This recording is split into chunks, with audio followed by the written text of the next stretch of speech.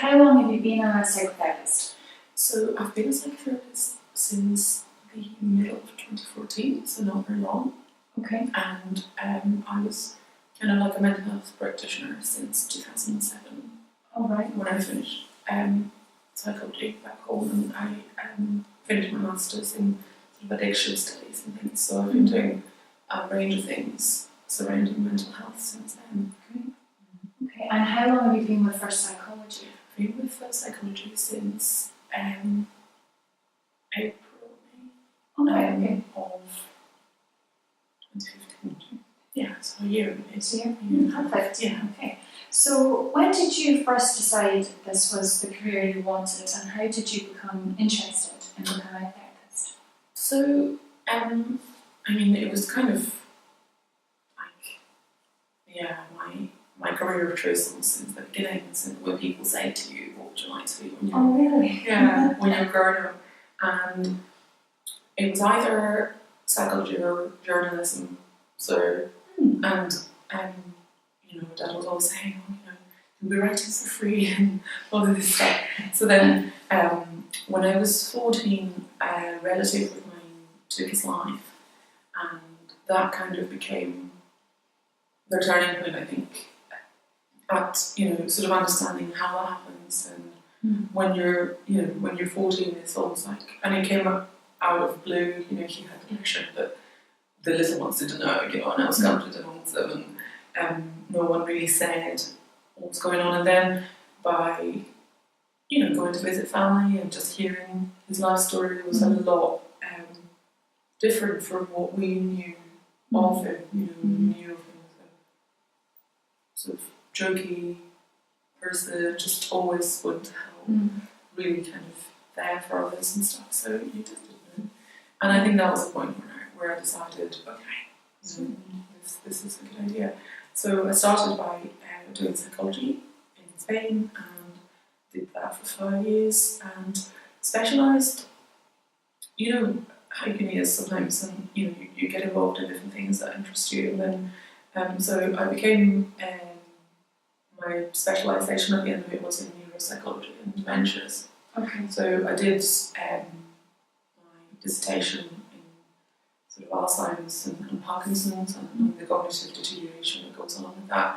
So I saw, you know, lots of patients in neurology wards and all that stuff. And when that finished, I thought, actually, hold on, this is not where I want to go with this, you know. But it was very hard, you know, to dedicate yourself to anything clinical in Spain. You have to, you know, pass the national exam, which only has about 136 posts per year, and the applicants are in the 2,000-3,000 mark. So it's very, very hard to get a chance to study anything related to therapy.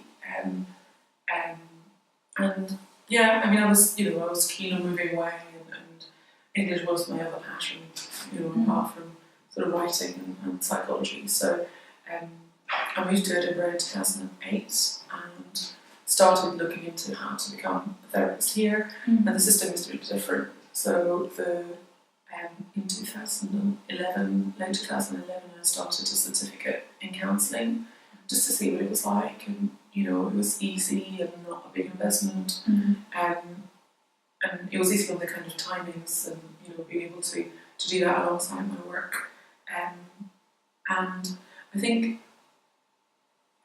what really made it clear to me that I needed more training was that I started working for a charity who supported people who had been in long-term psychiatric care, and they were now living in the community, and the contact with those people that I was supporting was a real eye-opener, because I had lots of knowledge about the brain, how the brain worked, you know, how to change behaviour, but I didn't really know how to be in contact with people who were really suffering a lot. So that work that I did from 2009 till late 2010, that really sort of opened my head to that I really didn't know how to get in touch with those people who had suffered decades of mental health. So that's how it happened. Thank you. So what do you think you find most rewarding about being a psychotherapist? I suppose giving someone a place that is safe, a place where they can be all of themselves. There's no, or I keep getting this wrong, or there's that all the emotions that are there can come in, and there's no judgment. There's just the kind of collaboration to see what's keeping that person from being okay, Yeah. and sort of just offering that safe place for people. Great. Where a lot of things can happen, and I think that would be the most important. And what do you find most challenging, or what difficulties have you faced? I think that the most challenging thing is when people come not because they want to come, they come because someone has told them to come. Their relationship is at stake if they don't come. Their parents have told them to come. That's the hardest thing. And you acknowledge that that's the case, and still the person can find that actually is not what they expected, and it is useful to come, or they say, look, I'm not ready, and we kind of end it in a way that's meaningful for them and the person who is also involved, because then it's not only a two-way relationship, there's someone else that's quality to the process and also has an agenda for the person, which is always a really tricky thing to manage. So that can cause a bit of anxiety and a bit of difficulty added into something that's already quite complex. And is being a therapist what you expected, or are things that surprised you about the job? I think it is, and I think working for psychology after having worked for a lot of third sector organisations where there's a lot of financing constraints, where the process of supporting someone through something is always cut short, or there's a lot of practical constraints that impact on your ability to do work with a person. I think this is a real privilege to work with someone on their own terms, where they decide when the funding finished, and obviously it has its own, because it's a big investment to come to therapy, and it has its own constraints from the person's ability to fund it for themselves, point of view. But I think it empowers people a lot more, and from a therapeutic point of view, it's a lot more freeing. And there's a lot more of the real psychotherapy that goes on, rather than So here is what I thought. And do you have any areas of expertise or specific interests in psychotherapy? So addictions is one of the areas that kind of fascinates me, and I've done a lot of work around that. And then relationships in general interest me a lot, and sort of the games and the sort of dynamics that go around, being around each other, and how much we need each other, but also how much sometimes it's hard to be with people that we love, and stuff like that. So that's really fascinating. And then I've done a bit of work around trauma as well, and I worked for a crisis for a while too, and that's I suppose gender studies and the kind of gender roles that impact on mental well-being is also a real personal kind of interest of mine within psychotherapy, and always that as well.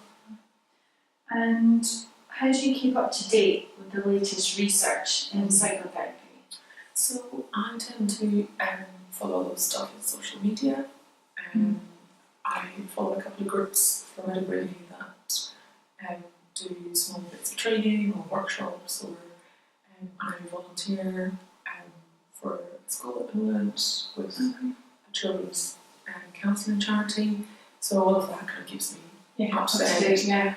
So it's changing quite a lot with different research.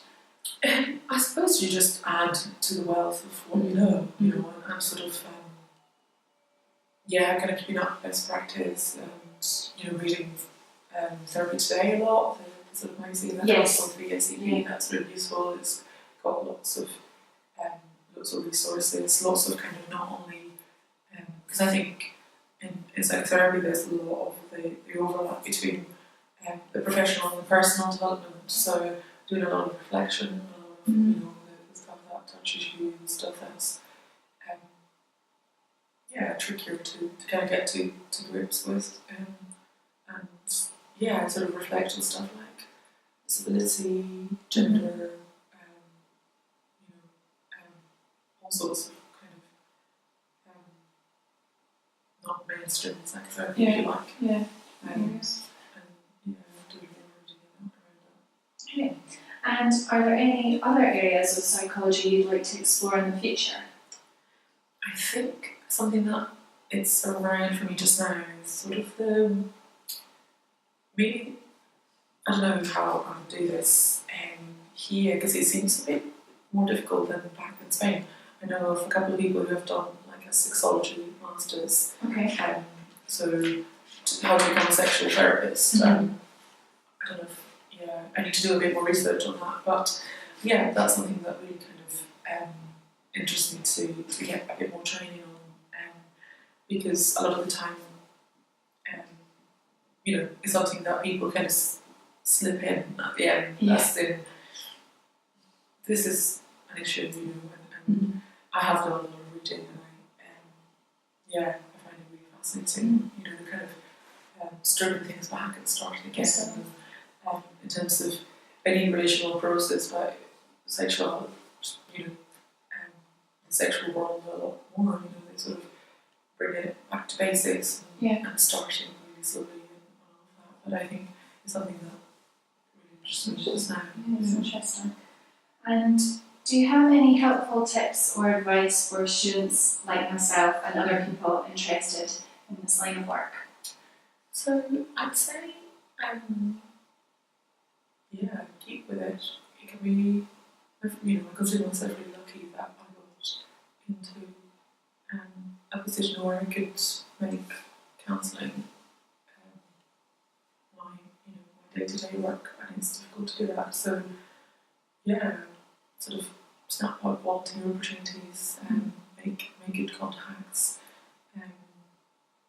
but also really look after yourself and make sure you get the care that you need, and I suppose that it becomes really kind of there's a real specific sort of pinch of experience where you go, actually in this work, more importantly than in any other work, you really need to be at your best in terms of your physical health, your emotional health, and how that needs to be looked after in very active ways. So I would think,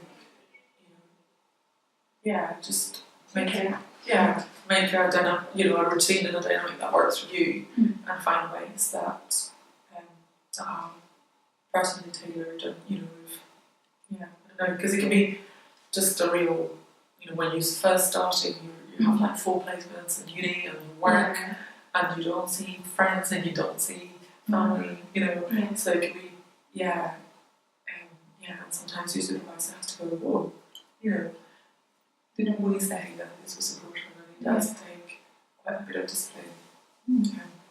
So balance. And also,